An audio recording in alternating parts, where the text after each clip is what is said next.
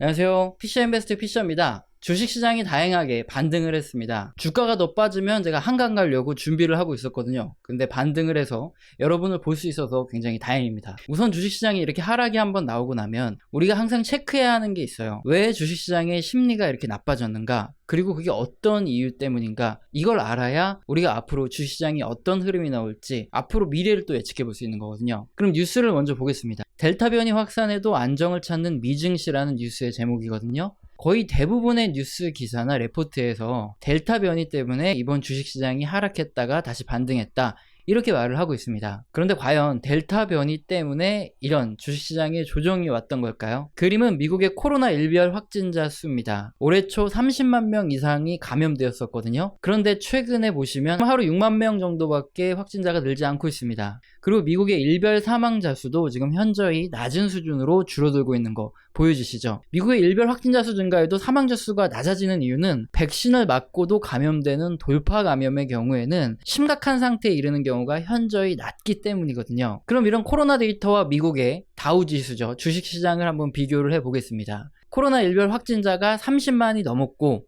백신 접종률도 굉장히 낮았고 더욱이 효능에 대한 의문까지 제기되었던 2021년 1월 미국 주식시장의 조정폭과 일별 확진자 수가 7만이 안 되고 이제 백신 접종률이 67% 이상이고 일별 사망자 수도 10분의 1인 지금 현재 2021년 7월에 델타 변이로 인한 주식시장의 하락, 이 두 가지의 폭을 비교를 해보십시오.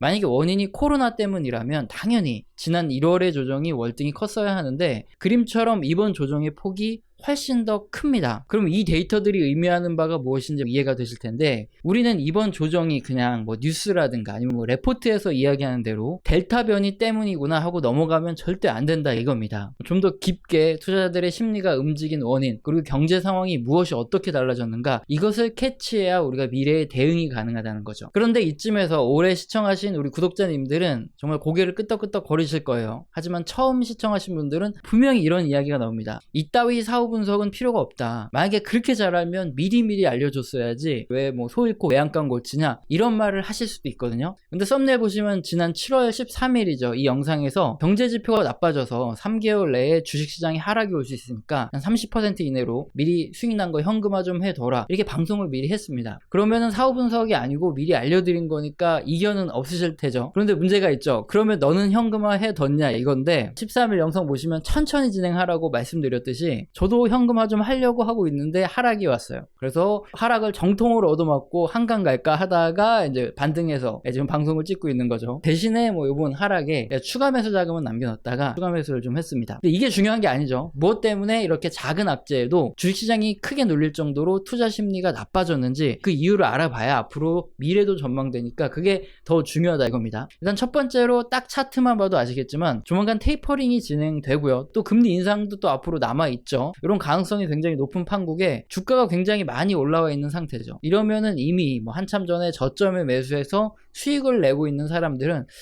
이거 뭔가 터지는 거 아니야 싶으면 그대로 수익을 실현해 버리기 때문에 매도세가 강화될 수밖에 없는 위치다. 이게 첫 번째 이유가 되겠죠. 딱 표면적인. 그런데 진짜 중요한 두 번째 이유가 여기서부터 여러분이 촉각을 곤두세우고 들으셔야 됩니다. 진짜 중요한 이유가 뭐냐? 지금 미국의 제조업부터 서비스업까지 운송 지연이 너무 심각해지다 보니까 이제 경기가 둔화될 수도 있는 이런 양상이 나타나고 있다. 이게 바로 핵심입니다. 먼저 미국 공급관리자협회에서는 약 500개 이상의 미국의 제조업체 그리고 약 370명 이상의 비제조업 종사자를 대상으로 설문조사를 해서 매달 지표를 발표를 합니다. 이게 그 유명한 ISM 제조업 지수, ISM 제조업 PMI라고 하고, 그리고 이제 서비스업으로 하는 건 ISM 서비스업 지수 또는 비제조업 지수 이렇게 부르죠. 그럼 7월 발표됐던 미국 ISM 제조업 지수 세부 항목부터 한번 살펴보면서 과연 지금 미국 제조업이 실무적으로 어떤 상황에 처해 있는지 확인을 해보겠습니다. 첫 번째 ISM 제조업의 가격 지수인데요. 이게 높으면 높을수록 제품의 가격이 굉장히 높다고 생각하는 이 실무 현업 종사자들이 많다는 뜻입니다. 지표를 보면 92.1%로 엄청나게 높아요. 뭐 파월 의장이 말하는 일시적이다 뭐다 하는 이런 말이건 간에 실제 현업에 종사하는 사람들은 설문조사에서 지금 인플레이션이 굉장히 심하다 이렇게 응답을 하고 있다는 거죠. 그럼에도 불구하고 ISM 제조업의 신규 주문 지수는 66%죠. 굉장히 좋습니다. 어쨌든 가격이 비싸도 아직까지 수요 자체는 굉장히 풍부하다 이렇게 보실 수 있어요. 그런데 가장 큰 문제가 바로 여기서부터입니다. 배송 지연이 너무나 심각한 상황이라는 건데요. ISM 제조업 배송 지연 지수를 보면 현재 75.1%로 너무나 높습니다. 해운부터 항공, 육상 이런 운송의 모든 부분에서 원자재도 그렇고요. 상품, 제품까지 배송이 지연되면서 생산이 제대로 되지 않거나 또는 이미 다 생산된 제품이라고 해도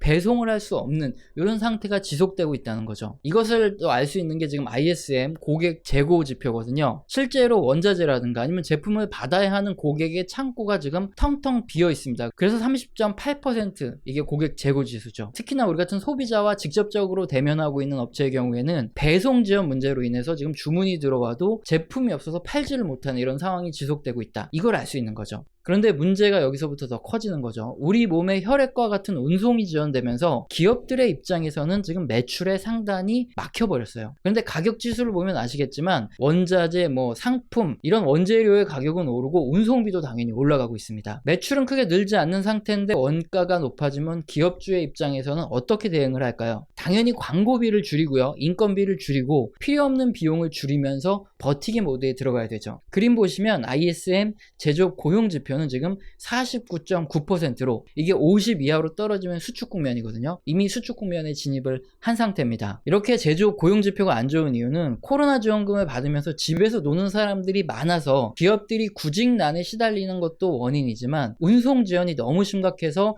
기업들의 마진이 감소하면서 인원을 줄이는 것도 또 하나의 원인이 되고 있다는 거죠. 사실 이게 가장 큰 문제입니다. 제조업의 고용이 줄어들면 어떤 문제가 발생할까요? 주머니가 두둑해야지 사람들이 소비를 할 텐데 소비가 줄어듭니다. 더군다나 이제 9월이면 미국 내에서 코로나 지원금이 사실상 거의 다 중단이 되거든요. 그럼 집에서 놀면서 급여를 받던 사람들이 본격적으로 구직 활동을 해야 되는데 충분한 일자리가 공급되지 못하면 이게 진짜 사회 문제가 될 수도 있는 거죠. 그럼 일단 서비스업도 확인을 해보고 이제 전체적인 결론을 내드릴 텐데 서비스업은 어떤가 살펴보면 제조업과 마찬가지 상황입니다. 지금 보시는 서비스업 가격 지수는 79.5%, 서비스업의 가격도 굉장히 높은 상황이고요. 하지만 서비스업의 신규 주문도 보시면 지금 약간씩 줄어드는 추세에 있긴 하지만 그래도 62.1%, 굉장히 양호하죠. 역시나 문제는 서비스업에도 운송이 가장 큰 문제입니다. 운송 지연이 68.5%로 너무나 높습니다. 서비스 업종 또한 뭔가 서비스를 제공하려면 원재료가 필요하거든요. 근데 이게 배송이 느려지고 가격도 높아지고 있다. 이게 가장 큰 문제라는 거죠. 그럼 서비스업의 고용은 어떤 상태일까요? 역시나 49.3%로 수축 국면에 진입을 해 있습니다. 앞서 말씀드렸듯이 9월이면은 미국의 코로나 지원금이 대부분 주에서 완전히 끊기기 때문에 고용이 가장 중요한 상태인데 그 전에 이미 22개 주에서 프리랜서라든가 임시직에게 지급을 하던 실업수당 PUA라고 하는 거죠. 이것도 폐지를 한 상황이거든요. 근데 발표된 서비스업 고용지수가 49.3%로 오히려 수축이 나왔어요. 이게 더욱 충격적이라는 거죠. 분명히 PUA의 지원을 받던 이런 프리랜서 및 임시직 같은 이런 사람들 같은 경우에는 서비스업의 고용을 할 확률이 굉장히 높은데 이들이 일자리를 구하기 시작했을 텐데 그러면 최소한 서비스업의 고용만큼은 증가를 해야 되는데 오히려 감소를 하고 있다. 이게 굉장히 큰 문제다 이겁니다. 역시나 서비스업 부분에서도 운송이 지연되다 보니까 버티기 모드에 들어가고 그러면서 일부 고용을 줄이는 이런 서비스 업체들이 늘어나고 있다는 거죠. 그럼 주식시장의 투자자들의 심리가 이렇게 악화되었는지 제가 설명드리는 결론에 대해서 확실히 이해를 하실 수 있을 겁니다. 현재 미국은 운송 지연이 가장 큰 문제가 되어서 제조업과 서비스업 모두에서 기업 및 사업자들의 마진이 줄어들고 고용마저 줄여야 하는 이런 흐름이 조금씩 나타나고 있습니다. 그러다 보니까 하반기에 고용이 둔화될 수 있는 이 문제가 미국 경제 성장률을 둔화시키는 가장 큰 원인으로 지목이 되고 있는 건데요. 그럼 하반기부터 미국 경제는 어떻게 될까? 우리가 예상을 해볼 수 있는데요. 결론부터 말씀을 드리면 우리가 그동안 기대했던 미국의 경제 성장률은 우리의 기대만큼 높은 성장세를 보여주기 어렵다. 이런 결론을 내릴 수 있습니다. 성장성이 둔화된다는 이야기인데요. 쉽게 이렇게 이해를 하시면 됩니다.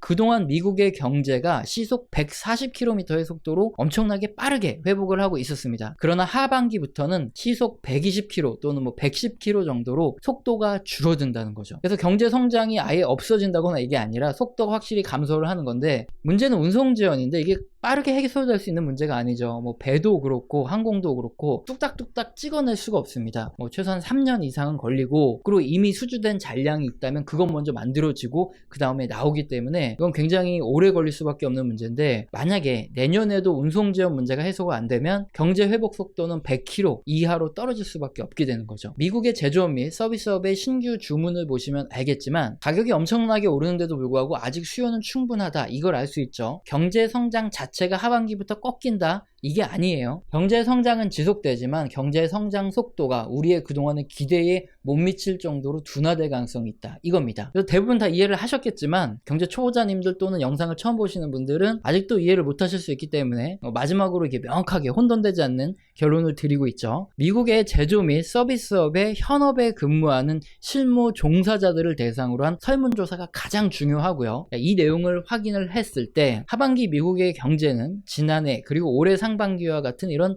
미친 듯한 성장세는 기대하기 어렵습니다. 이유는 운송이 지연되기 때문이고요. 이게 빠르게 해소될 만한 이슈가 아니기 때문에 시간이 걸릴 수밖에 없습니다. 그래서 하반기부터는 미국의 경제 성장 속도가 둔화되고요. 성장률에 가장 민감하게 반응하는 주식시장의 투자 심리가 이렇게 악화된 상황이다. 그래서 악재에도 매도세가 강해지는 이런 현상이 나타내고 있다, 이렇게 이해를 하시면 되고요. 그러면 여기서 문제를 하나 드리겠습니다. 아마 구독자님들은 쉽게 맞추실 건데요. 하반기 미국의 경제 성장 속도가 둔화되고 그러면 글로벌 전체적인 경제 성장 속도가 함께 둔화될 가능성이 큽니다. 그러면 어떤 섹터의 종목들이 부각을 받을까요? 경기 민감주일까요? 아니면은 성장주일까요? 오늘 영상도 마음에 드셨다면 구독과 좋아요는 꼭 눌러주시고요. 지속적으로 시청 부탁드립니다. 감사합니다.